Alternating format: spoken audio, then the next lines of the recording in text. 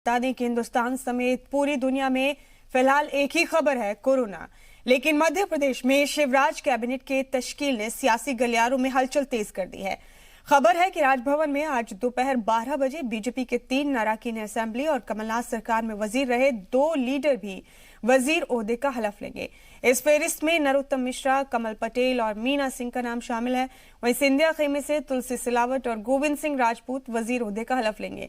सिलावट और राजपूत ने अपने एमएलए-शिप से इस्तीफा दे दिया है। सियासत के लिहाज से इस लिस्ट को देखें तो छोटी कैबिनेट से समाज और अंचल को साधने की कोशिश की गई है।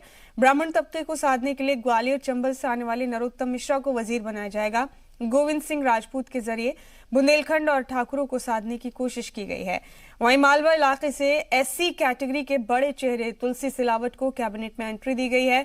नर्मदापुर से आने वाले कमल पटेल ओबीसी का चेहरा माने जाते हैं। वहीं मीना सिंह की बात करें तो वो विंध्य से आती है, यानी 5 वजीर बनाकर शिवराज सिंह चौहान समेत बीजेपी आलाकमान किसी तबके या अंचल को मायूस नहीं करना चाहता है।